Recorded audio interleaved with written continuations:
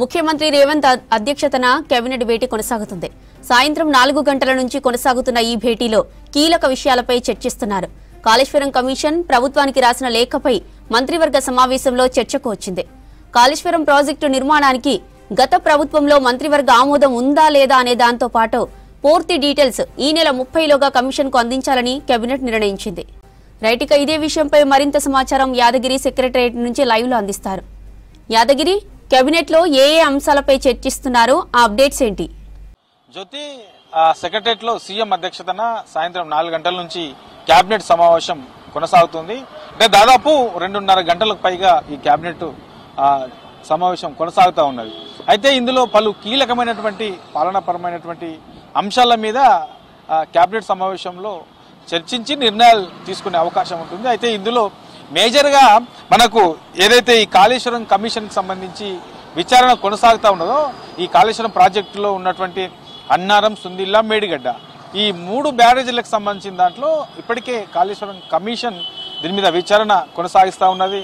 So ఆ 3 ప్రాజెక్టుల నిర్మాణానికి సంబంధించి ఆర్థిక పరమైనటువంటి అంశాలు, తర్వాత వాటికి నిర్మాణానికి తీసుకోవాల్సినటువంటి అనుమతులు, కేంద్ర ప్రభుత్వ అనుమతులు, తర్వాత రాష్ట్ర కేబినెట్ అనుమతులు, తర్వాత దానికి సంబంధించినటువంటి ఎక్స్పర్ట్స్ ఒపీనియన్స్, ఇట్లా ఓవరాల్గా ఈ 3 ప్రాజెక్టులకు సంబంధించి ఏం జరిగింది, ఎక్కడ దీనికి సంబంధించినటువంటి ఈ మేడిగడ్డ కుంగుబాటు గడ కారణాలు ఏంటి అనే దాని మీద ఈ కమిషన్ విచారణ కొనసాగుతూ ఉన్నది. అయితే దాదాపుగా ఈ విచారణ అనేది కూడా ఫైనల్ స్టేజ్లో ఉన్నది. ఇక అందులో రిలేటెడ్గా ఉన్నటువంటి గత ప్రభుత్వ హయాంలో ఉన్నటువంటి పాలకులతో పాటు అధికారులను, ఇంజనీర్లను, ఆ నిర్మాణ సంస్థ ఏదైతే ఉందో ఆ సంస్థలో ఉన్నటువంటి ప్రతినిధులను అందరినీ కూడా ఇప్పటివరకు విచారణ చేశారు. వాళ్ళ అభిప్రాయాలను కమిషన్ తీసుకున్న తర్వాత ఇక ఫైనల్ స్టేజ్లో ఉంది. కాబట్టి మరి ఈ కాళేశ్వరం కమిషన్ ఏదైతే ఉందో, కాళేశ్వరం కమిషన్కి సంబంధించి ఈ ప్రాజెక్టు నిర్మాణాలకు సంబంధించి క్యాబినెట్ ఆమోదం ఉన్నదా లేదా, ఇట్లా ఓవరాల్గా దీని మీద గత కొన్ని రోజుల నుంచి కూడా రకరకాల చర్చలు జరుగుతూ ఉన్నాయి. సో దీన్ని దృష్టిలో పెట్టుకొని దీని మీద పూర్తి స్థాయిలో క్లారిటీ కోసం కమిషన్ ప్రభుత్వానికి కొన్ని రోజుల క్రితమే లేఖ రాసింది. దీనికి క్యాబినెట్ ఆమోదం ఉందా లేదా, దానికి సంబంధించి ఈ 3 ప్రాజెక్టులకు సంబంధించి పూర్తి వివరాలు ఇవ్వాలని చెప్పేసి ప్రభుత్వానికి కమిషన్ లేఖ రాసింది. దీన్ని దృష్టిలో పెట్టుకొని ప్రభుత్వం కూడా మళ్ళీ కమిషన్కు రిప్లై లేఖ కూడా ఇచ్చింది. దానికి సంబంధించి ఈ నెల 30 పూర్తి వివరాలతో ఆ శాఖలకు సంబంధించినటువంటి అధికారులు పూర్తి వివరాలతో రిపోర్ట్ ఇస్తారని చెప్పేసి కమిషన్కు ప్రభుత్వం కూడా బదిలిచ్చింది. అందులో భాగంగానే ఇవాళ జరుగుతున్నటువంటి ఈ కేబినెట్ సమావేశంలో ఈ కాళేశ్వరం కమిషన్ ప్రాజెక్టులకు సంబంధించి గత ప్రభుత్వ హయాంలో కేబినెట్ ఆమోదం ఉందా లేదా అనే దాని మీద సుదీర్ఘ చర్చ జరిగింది.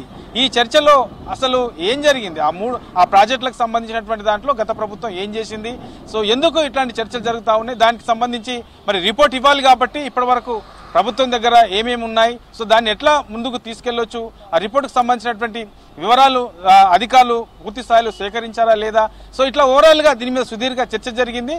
చర్చ జరిగిన తర్వాత ఈ నెల 30లోపు కమిషన్కు పూర్తి రిపోర్ట్ ఇవ్వాలని చెప్పేసి కాళేశ్వరం ప్రాజెక్టుకు సంబంధించి ఆర్థిక పరమైనటువంటి అంశాలు, ఇంజనీరింగ్ సంబంధించినటువంటి అంశాలు, తర్వాత దానికి అనుమతులు తీసుకోవాల్సిన వాటికి సంబంధించినటువంటి వివరాలు, పూర్తిగా అన్ని రకాల వివరాలు కమిషన్కు ఈ నెల 30లోపు ఇవ్వాలని చెప్పేసి కేబినెట్ నిర్ణయం తీసుకున్నట్లు తెలుస్తా ఉన్నది. వీటితో పాటు ఇక ధరణి ప్లేస్లో కొత్తగా భూభారతి చట్టాన్ని తీసుకొచ్చారు. ఈ భూభారతి తీసుకొచ్చిన తర్వాత రాష్ట్ర వ్యాప్తంగా కూడా మండలాల వారీగా, రెవెన్యూ గ్రామాల వారీగా దీని మీద పెద్ద ఎత్తున ప్రభుత్వం సదస్సులు నిర్వహించింది. అధికారులే ఆ గ్రామాలకు వెళ్ళి ప్రజల నుంచి, రైతుల నుంచి భూ సమస్యల మీద డైరెక్ట్గా అధికారులే దరఖాస్తులు తీసుకున్నారు. సో ఇట్లా ఈ రాష్ట్ర వ్యాప్తంగా ఈ ఏదైతే రెవెన్యూ సదస్సులు నిర్వహించారో ఈ సదస్సులో రాష్ట్ర వ్యాప్తంగా 9 లక్షల దరఖాస్తులు వచ్చాయి.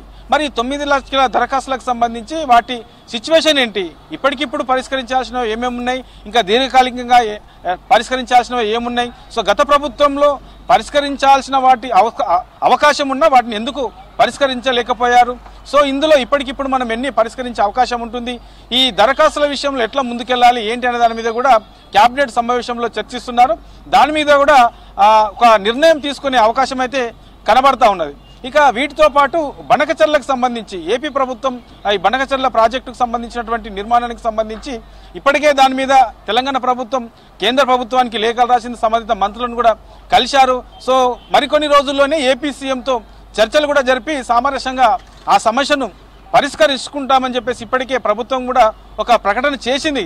అందులో భాగంగానే ఇవాళ జరుగుతున్నటువంటి ఈ కేబినెట్ సమావేశంలో దాని మీద కూడా చర్చించి ఒకవేళ ఇరు రాష్ట్రాలకు సంబంధించినటువంటి సీఎంల సమావేశం కనుక నిర్ణయించుకుంటే ఇవాళ జరుగుతున్నటువంటి కేబినెట్లో చర్చించి ఏ రోజు ఈ సమావేశం నిర్వహించుకోవచ్చు, ఎప్పుడు ఉండే అవకాశం ఉంటుంది అనే దాని మీద కూడా ఒక క్లారిటీ వచ్చే అవకాశం అయితే ఉంటుంది. ఇక వీటితో పాటు రైతు భరోసాకు సంబంధించి ఇప్పటివరకు కూడా ఏ ప్రభుత్వం కూడా ఇంత తొందరలో పూర్తి స్థాయిలో ఈ రైతు భరోసా నిధులు అనేది వేయలేదు. సో ప్రభుత్వం చెప్పినట్లుగానే 9 రోజుల్లో 9,000 కోట్లు రైతుల ఖాతాలో రైతు భరోసా రైతు నిధులను ఖాతాలో జమ చేసింది. కాబట్టి దీన్ని దృష్టిలో పెట్టుకొని ఇక రైతులు చాలా మంది కూడా చాలా హ్యాపీగా ఉన్నారు, ఆనందం వ్యక్తం చేస్తున్నారు.